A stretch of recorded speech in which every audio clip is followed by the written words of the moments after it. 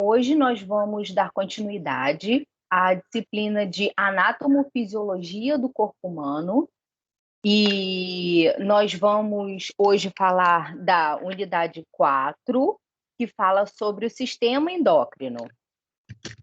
Bem, o sistema endócrino ele é compreendido por glândulas, né, que são as glândulas da tireoide, que fica aqui na região da traqueia, a glândula hipófise, que fica no crânio, nessa região.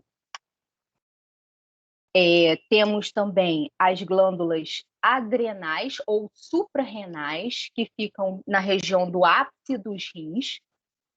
Temos o pâncreas, que também é um órgão secretor que faz parte do sistema endócrino, porque ele possui funções exócrinas e endócrinas, e também as glândulas sexuais, masculinas e femininas. Aqui nesse esquema, a representação do sistema reprodutor masculino, e posteriormente nós vamos mostrar o sistema reprodutor feminino.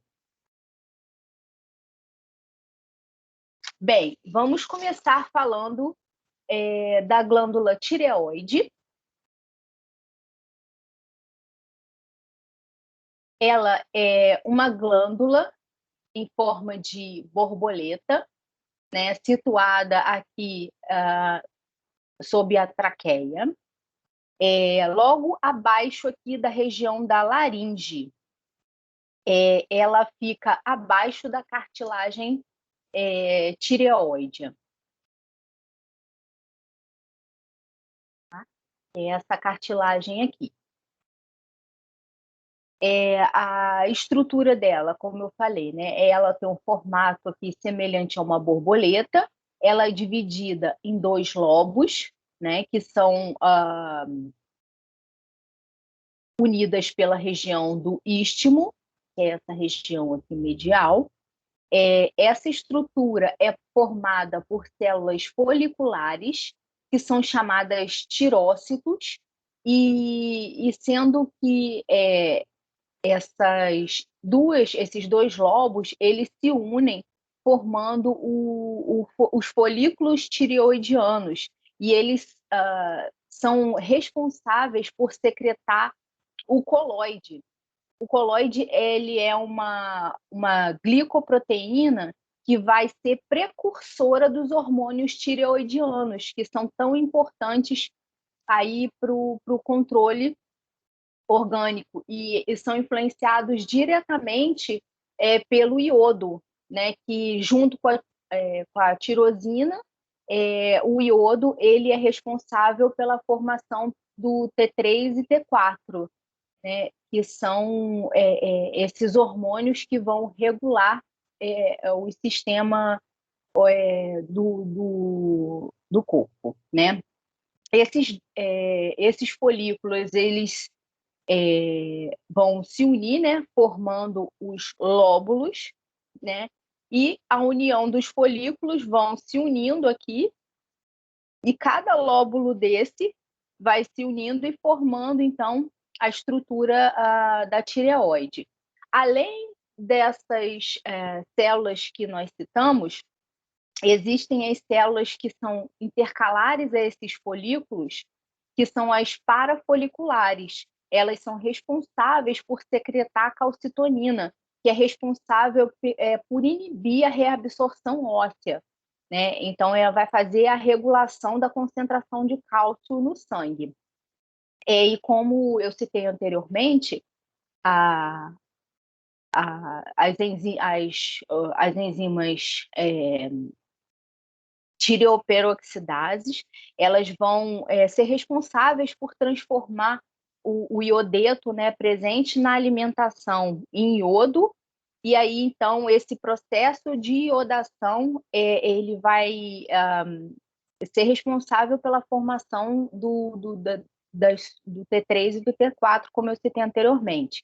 E após esse processo de iodação, vai ocorrer a endocitose do coloide, que é essa substância, essa glicoproteína que eu citei anteriormente, e aí vai haver a fusão com as vesículas, dessas vesículas de coloides com os lisossomos, e então formando os hormônios tireoidianos, que são o T3 e o T4, principalmente, tá? E falando um pouquinho, citando sobre as disfunções que podem ocorrer na tireoide, né? É o hipotiroidismo e o hipertiroidismo, sendo que o hipotiroidismo vai ser aí pela a diminuição da atividade da tireoide, então vai provocar aumento de peso, cansaço e alguns outros sintomas característicos, e o hipertiroidismo vai ser o aumento do estímulo da produção desses hormônios T3 e T4, principalmente, e aí vai acontecer o conhecido bócio endêmico, que devido à mensagem do hipotálamo para aumentar a atividade da tireoide, ela vai aumentar aqui o seu volume dos coloides, né? E então vai ter o inchaço, o aumento do volume aqui da estrutura da glândula, e por isso tem aquele conhecido bócio endêmico. É muito importante citar que nessa estrutura da tireoide nós encontramos aqui atrás as paratireoides, que são em 4, elas são aos pares em cada lobo da tireoide, e elas vão fazer exatamente o oposto da função da tireoide, né, em relação à calcitonina. Elas vão produzir o paratormônio, que vão fazer, ao contrário da tireoide, vão fazer aí a estimulação da absorção do cálcio sérico pelos rins, para poder aumentar aí a concentração desse cálcio que esteja disponível no organismo. Então, durante o processo de alimentação, o cálcio ele vai ser estimulado a reabsorção pelos rins, e então vai entrar na corrente sanguínea para poder suprir a demanda do organismo. Né?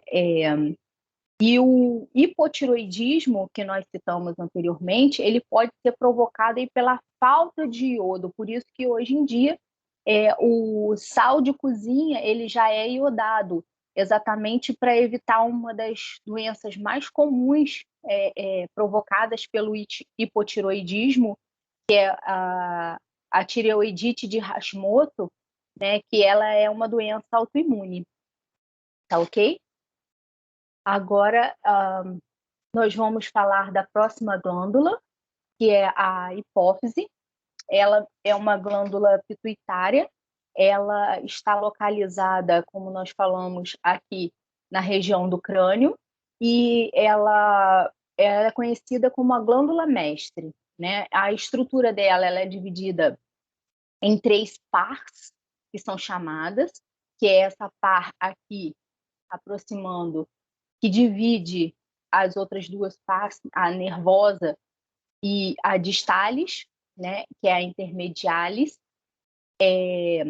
Nós temos aqui, como eu citei anteriormente, a neurohipófise, também conhecida como hipófise posterior, e aqui a outra parte, que é a parte distalis, que é conhecida como região anterior ou adenohipófise, que é responsável aí pela secreção dos hormônios, né? Essa região da neurohipófise, ela recebe aí toda a parte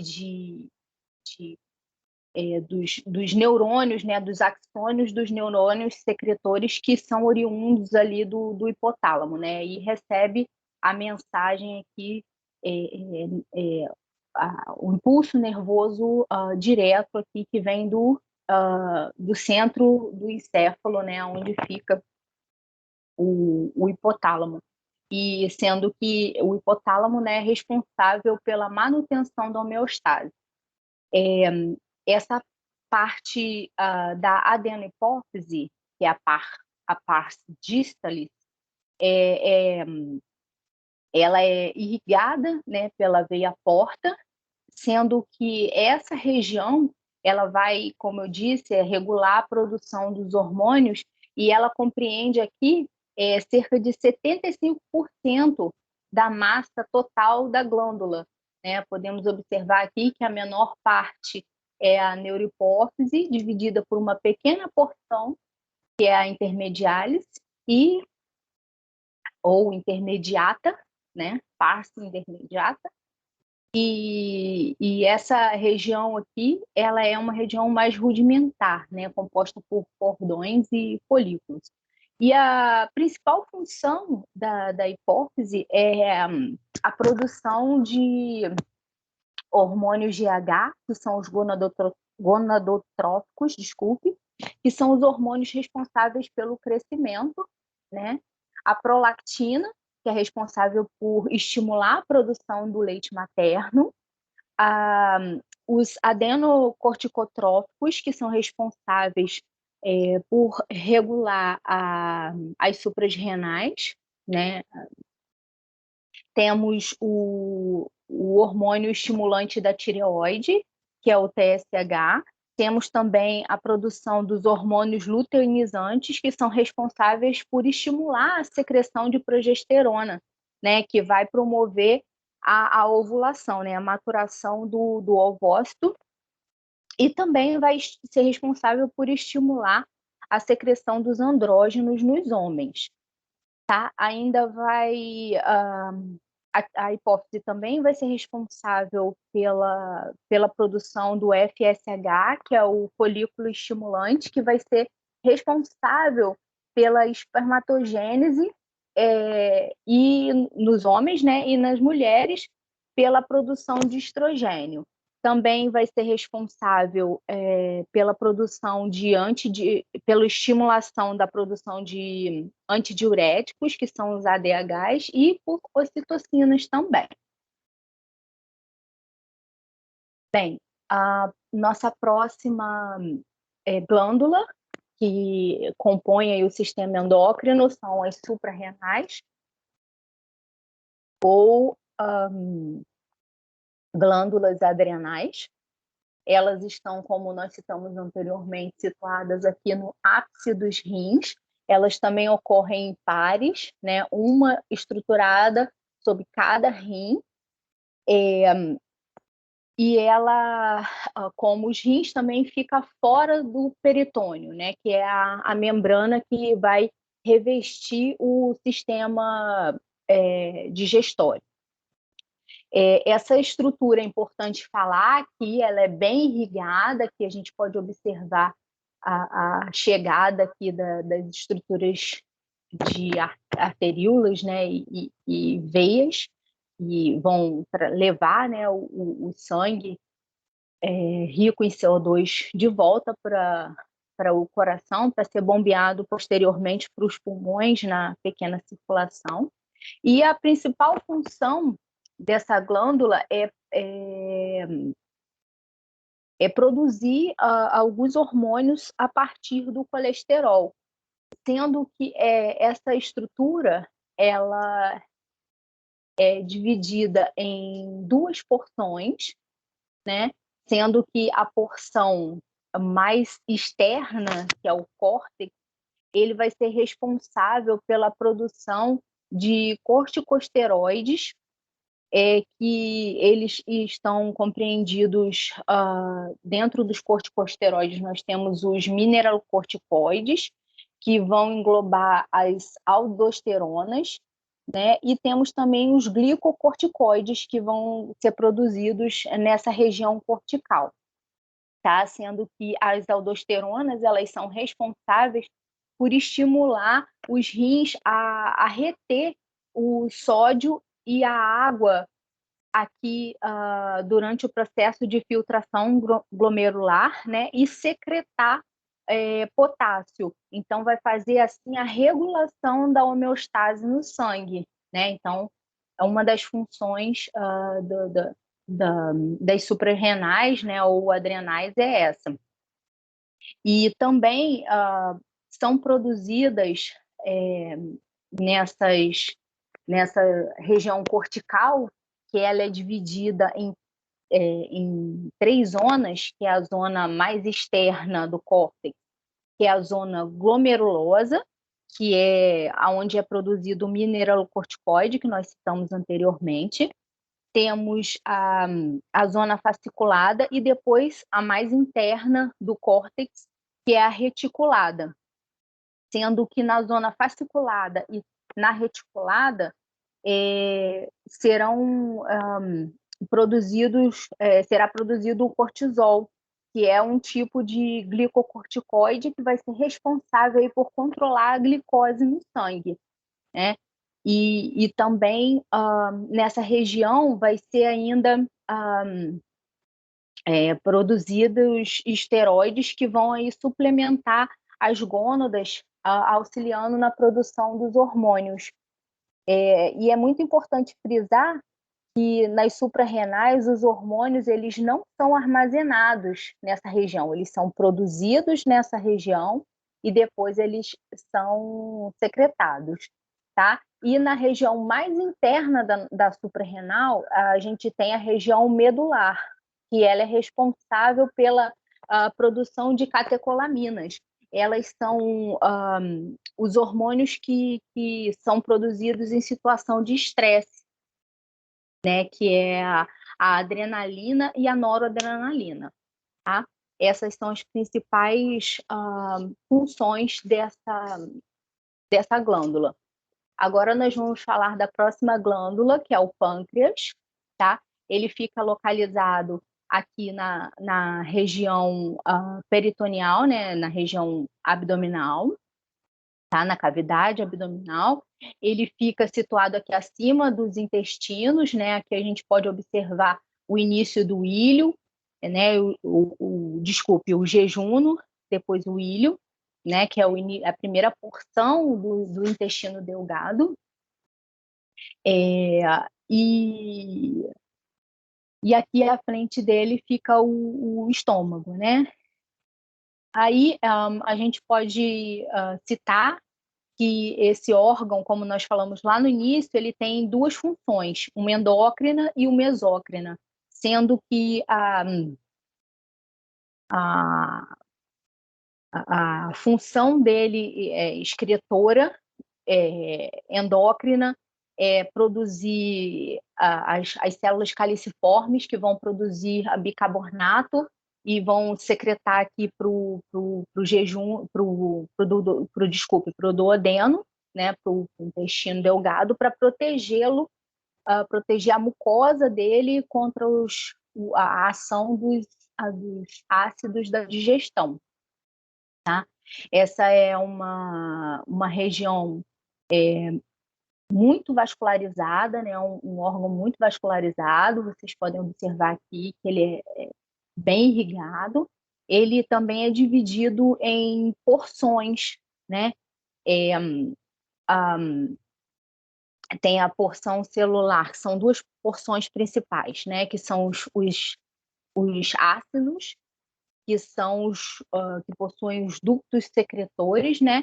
E tem as ilhotas de Langerhans, que vão ser formadas por 2 tipos principais de célula, alfa e beta, que vão ser aí responsáveis por as células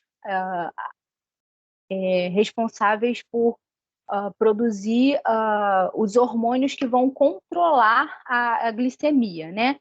Sendo que as células alfa, elas são responsáveis pela produção de glucagon, que vai fazer o aumento da quantidade de glicose disponível no sangue, né, através da transformação do glicogênio armazenado nas células em glicose para poder entrar na corrente sanguínea, e as células beta-pancreáticas, que compõem também as ilhotas de Langerhans, vão produzir a insulina, que vai fazer o controle oposto, né? Vai fazer com que seja diminuída a quantidade de glicose no sangue, geralmente pela alimentação, tá? E é importante citar uma doença que é muito conhecida, né?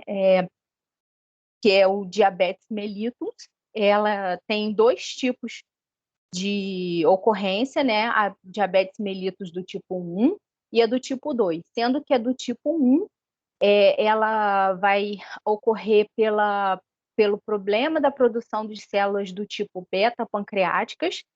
Ela é genética, né? Então a pessoa vai ter problemas na produção de insulina. Então ela é um diabetes insulino dependente, né? A pessoa ela precisa tomar insulina para poder fazer aí o controle da glicemia no sangue, né? E o diabetes mellitus do tipo 2, que ele se dá devido à má alimentação. Então aí ao aumento do acúmulo de lipídios e de glicose no organismo, então, consequentemente, na metabolização, vai ter muito armazenamento e um aumento da demanda da insulina, né, para poder fazer esse controle. Agora, falando das próximas estruturas, né, de glândulas que são aí participantes do sistema endócrino, que são as glândulas sexuais masculinas e femininas, sendo que aqui nós vamos citar as principais glândulas masculinas, né? Aqui nós temos a vesícula seminal, ela fica situada acima da próstata, aqui atrás da bexiga. Temos a próstata também, que é outra glândula masculina, né? Responsável aí por fazer essa parte de controle endócrino. E também a glândula bulbo-uretral. Ela também se dá aos pares, aqui abaixo da próstata, nessa região aqui demarcada. Bem, falando um pouquinho, né, a vesícula seminal, ela vai ser responsável por produzir substâncias que vão nutrir e proteger os espermatozoides após a sua produção nos testículos. A próstata, ela vai produzir secreções que também vão compor junto com o líquido espermático, junto com os espermatozoides, formando então o sêmen, após a passagem aqui dos líquidos que vêm junto com os espermatozoides que são produzidos aqui nos testículos, e depois eles são armazenados aqui no epidídimo, e então eles vêm aqui pelo canal deferente até a minha próstata, e aí a próstata ela vai produzir e secretar esses líquidos, e então esse líquido vai passar a ser chamado sêmen. E as glândulas bulbo-uretrais, que nós citamos aqui, que vão ser responsáveis por lubrificar o canal da uretra para a passagem do sêmen, né, a limpeza e lubrificação, e também vão lubrificar a extremidade do pênis. Tá? Agora nós vamos mostrar aqui o sistema reprodutor feminino, né, as glândulas que vão participar aí do sistema endócrino são o ovário e a placenta, que não está aqui representada, né, que durante a gestação a placenta ela é responsável por produzir progesterona, estrógenos, gonadotrofina coriônica, lactogênio e prostaglandina. Todas essas são responsáveis pela manutenção da gestação. E os ovários eles vão produzir estrógeno e vão garantir o crescimento, o desenvolvimento e a maturação dos órgãos reprodutores femininos, né? E também eles vão produzir hormônio que vai ser responsável pela regeneração do endométrio aqui, que é a porção mais interna do útero, né, durante a menstruação. Então, a mulher, ela no período menstrual, ela elimina essa camada se não há a fecundação, né, não há a fixação do óvulo fecundado na parede uterina. Esse endométrio, ele é expelido, então os ovários, eles vão produzir aí eles vão fazer o processo de regeneração aí desse endométrio.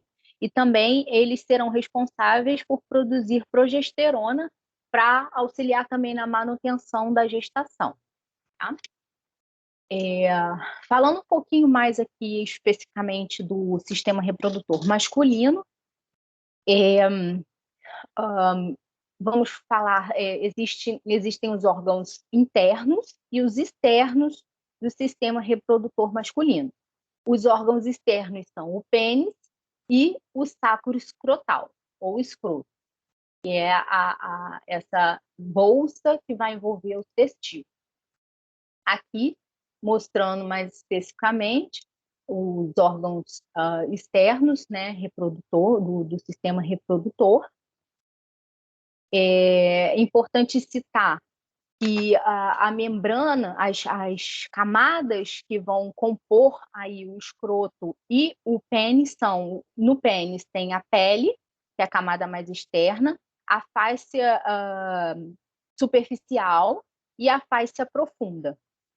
E aqui no escroto nós vamos encontrar a pele do escroto, a camada mais interna, né? Falando da parte mais externa para a parte mais interna. Vamos ter a pele do escroto, a fáscia superficial do escroto, seguida da fáscia espermática externa.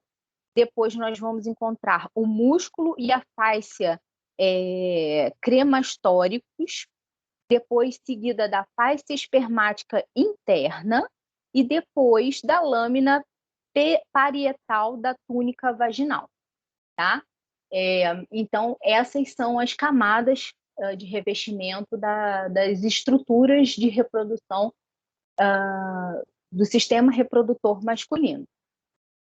Bem, aqui nós temos um corte histológico, né, mostrando toda a estrutura óssea, muscular, de inervação, irrigação sanguínea.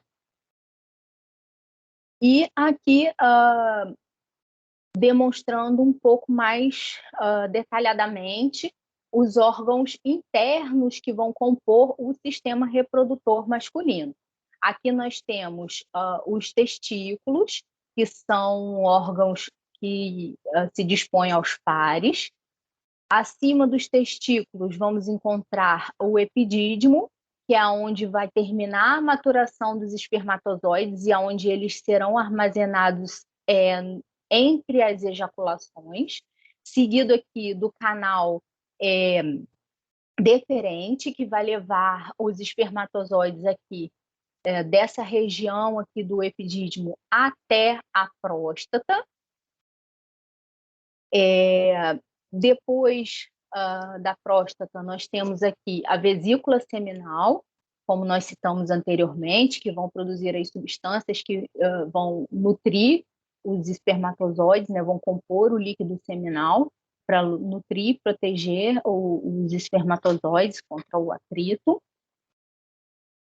Aqui a próstata e depois a uretra aqui, sendo que a uretra, quando ela passa por dentro da próstata, ela tem esse trecho aqui que é chamado de uretra prostática.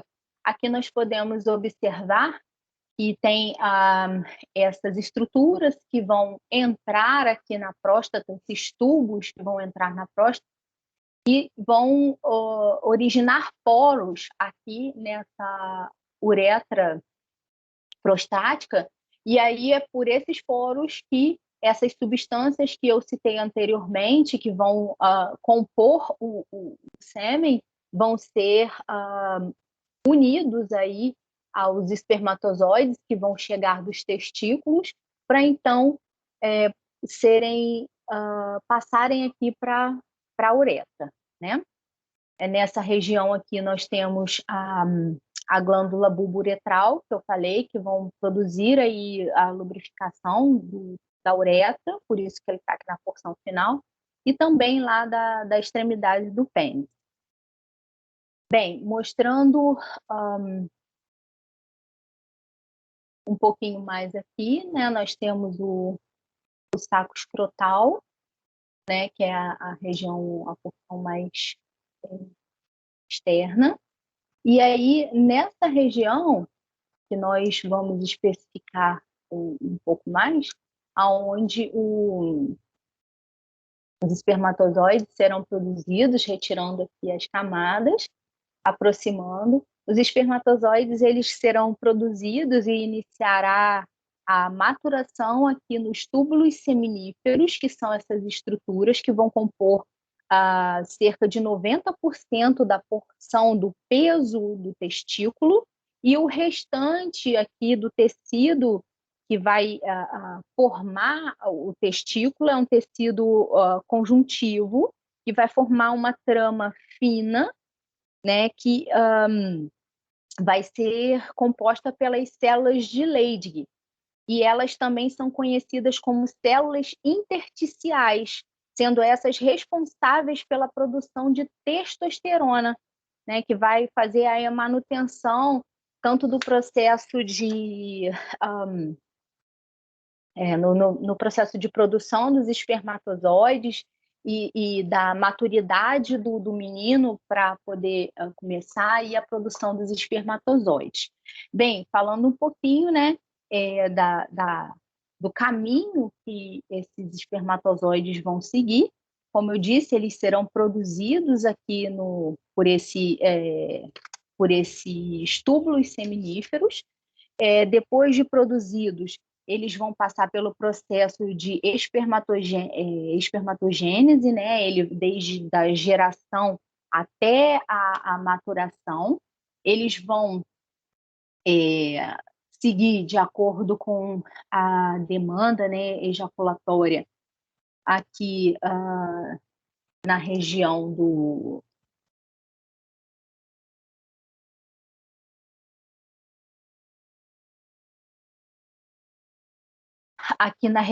epidídimo.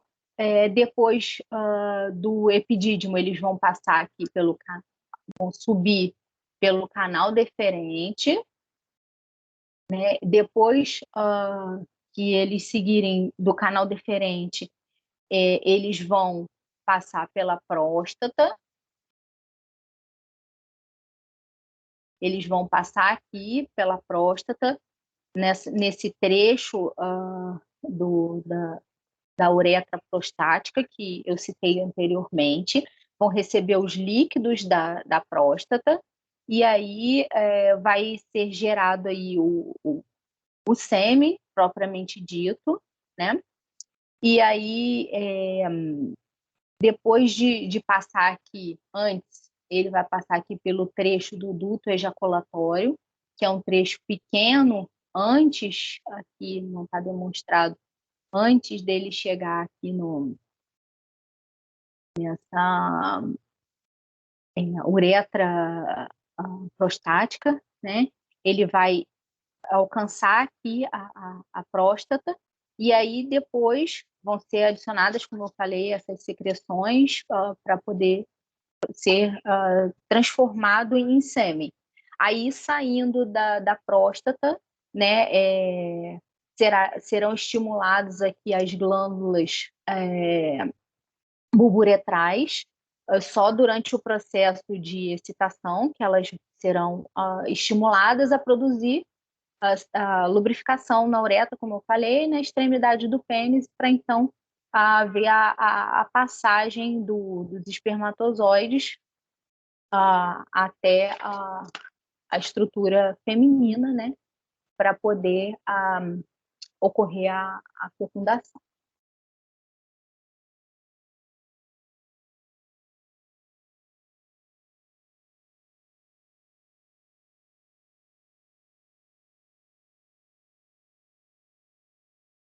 Bem, agora nós vamos demonstrar o sistema reprodutor feminino, com maiores detalhes.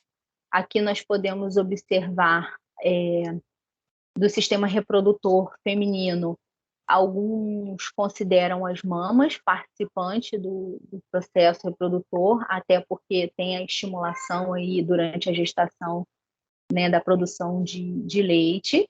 Essa estrutura externa. Aqui nós vamos observar em maior detalhe a parte interna, né, reprodutora. A parte externa é a vagina, né, a vulva e toda a estrutura vaginal. E a parte interna, nós observamos aqui, temos o útero, a tuba uterina, né, os ovários.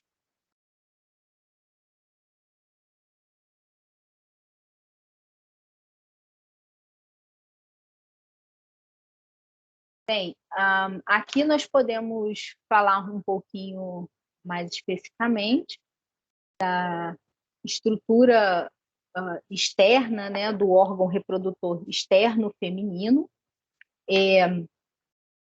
Ele é chamado aqui de monte pubiano ou vulva, né, que é chamada aqui essa região mais externa, ou pudendo feminino. E aí, essa região aqui mais externa, acima aqui nós podemos observar melhor essa estrutura.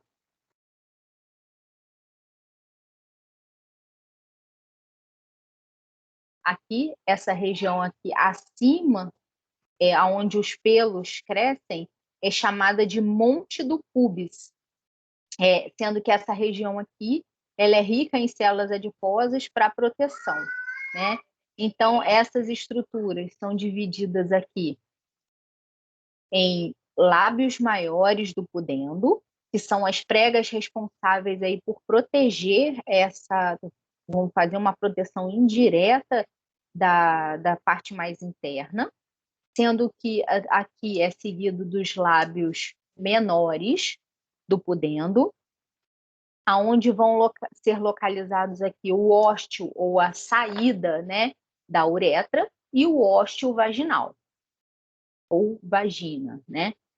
E também nessa região estarão as glândulas aqui, que são as estruturas que estão aqui, que são as glândulas vestibulares, que elas são responsáveis por secretar o muco durante a excitação sexual, né? Durante a estação sexual.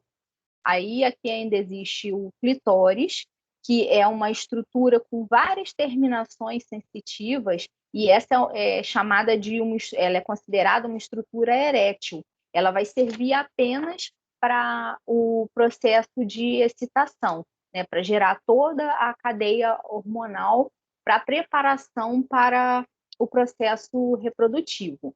Falando agora das estruturas internas, né, nós podemos observar aqui, vamos falar mais à frente sobre a estrutura da bacia. A bacia feminina, ela é mais larga do que o homem, a região da pelve aqui, né? É um formato de bacia mesmo, por isso é chamada assim, bacia ou pelve. E a abertura, nós podemos observar aqui que a abertura da pelve na mulher, ela é maior do que no homem, exatamente para permitir a passagem do bebê no processo de parto. Tá? Que a gente pode observar mais internamente a estrutura do sistema reprodutor feminino. Nós vamos começar falando dos ovários, né, que são as glândulas aí responsáveis pela produção de hormônios durante o processo de todo o ciclo menstrual e durante a geração de um novo ser. Esses ovários, eles se apresentam aos pares, né, no sistema reprodutor, na região abdominal, e ele é dividido em duas porções principais. porção cortical, que é essa porção mais externa, e a porção medular, que é essa porção mais interna, aqui, mais vascularizada. É nessa porção cortical mais externa é onde vão ocorrer aqui, onde vai ocorrer, né, a maturação, o processo de maturação do meu ovócito até ele ser liberado durante o ciclo reprodutor, né, aqui na tuba uterina. E aí, após essa liberação do ovócito, né, vai ser gerado aqui o corpo lúteo, que é uma cicatriz, né, desse óvulo, que agora óvulo, né, do ovócito que foi aí liberado. Sendo que nessa região também vão ser encontradas células intersticiais, né, que são células aí que vão também compor esse sistema. E durante esse processo, né, de maturação e produção, são gerados os hormônios que nós já citamos anteriormente, que vão atuar em cada ciclo do sistema, do processo de fecundação, né, até propriamente dita a fecundação e geração de um novo ser, tá? E aqui, falando da região medular, né, é uma região, como eu disse, mais vascularizada, né, que vai ter aí a presença das células intersticiais que nós citamos, tá? Após esses ovócitos, né, serem produzidos e liberados aqui, eles vão seguir aqui pela tuba uterina. Observem que a tuba tem essa estrutura aqui em franjas, né? Depois vai ser seguida pelas outras porções. Essa estrutura aqui de franjas é chamada de fímbria, seguida da região distal. Depois, essa região distal aqui é chamada de infundíbulo. Depois do infundíbulo, temos a região da ampola, que é a região mais longa aqui da tuba uterina, essa região mais longa, né? E aí, depois da ampola, nós vamos ter aqui a região do istmo, desculpe, que é a região do istmo, que é a porção mais estreita aqui de toda a tuba uterina, né? Ela começa mais grossa e vai se estreitando até chegar aqui no útero, né? O útero, ele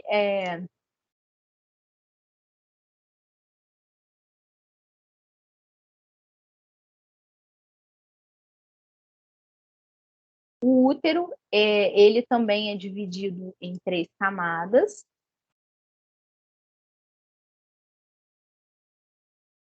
tá? Ele é dividido em 3 camadas. A camada mais interna, que é essa camada aqui mucosa, aonde aqui a gente vai ter o endométrio, né? A camada mais interna, que é aonde vai ocorrer aí a descamação, né? Para a menstruação, seguida aí da região muscular, aqui o endométrio, seguido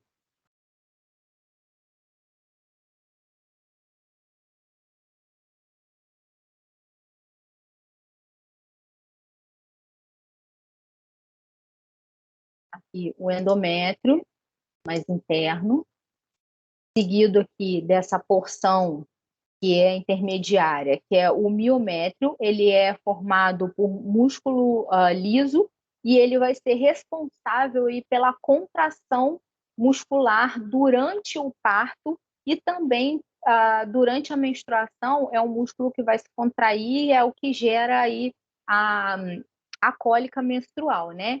E revestido aqui do perimétrio, né? Peri, de periferia, né?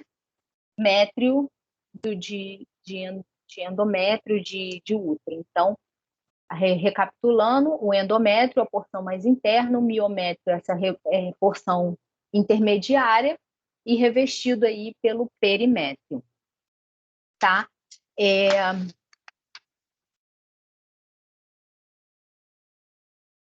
Agora nós vamos demonstrar um pouquinho sobre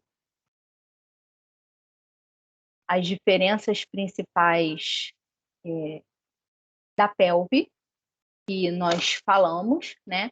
Essa aqui é a pelve feminina, esse osso aqui é o osso ilíaco. Então, nós observamos que aqui, que são as cristas, né? E essa ponta aqui, que é a espinha ilíaca, né? Então, a crista ilíaca, a espinha ilíaca, elas vão ter aí as principais diferenças que vão caracterizar, além do tamanho da abertura da bacia, né, a diferença entre o homem e a mulher. Que no homem, essa aqui é uma região mais estreita, a bacia também ela é mais estreita, e nos homens, essa crista ela é mais alta, né, compõe aí a região da pelve. E é importante a gente destacar nessa região pélvica que nós vamos encontrar aqui a membrana pélvica, né? E mais internamente nós temos toda a musculatura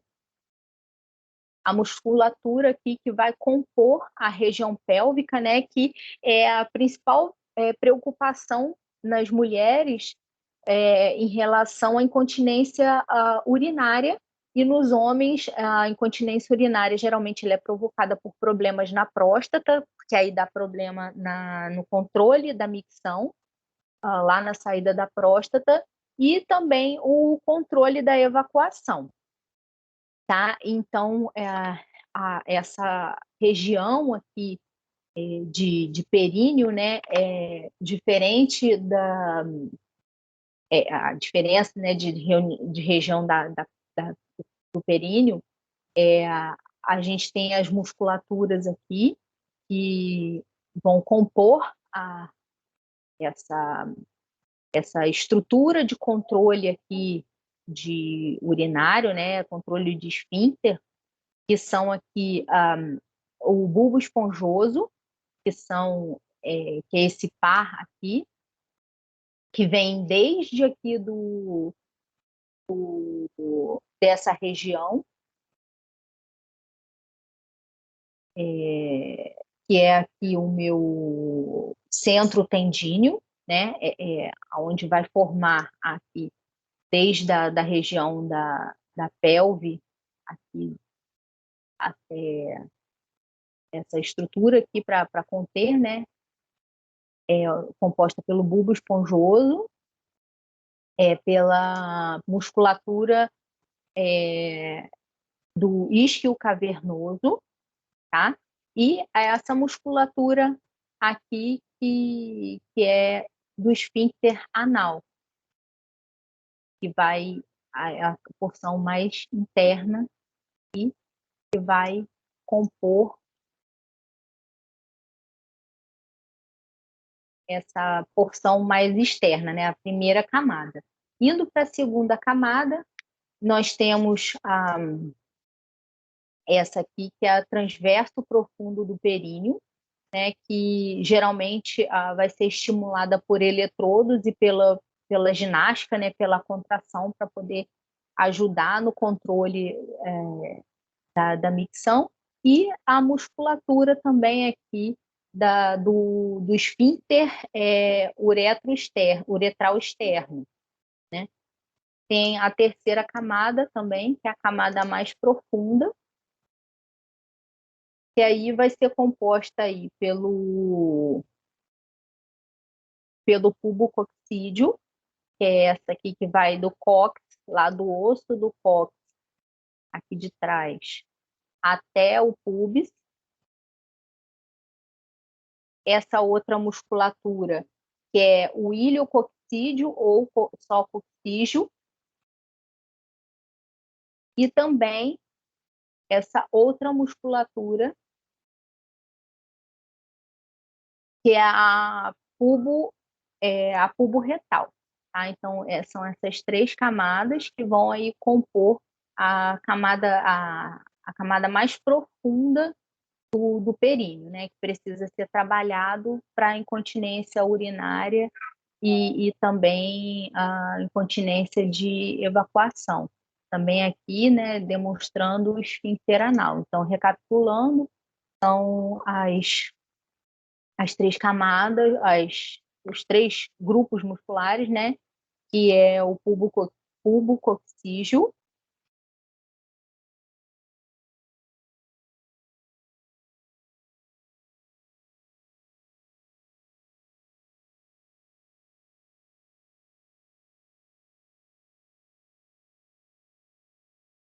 aqui o iliococcígeo,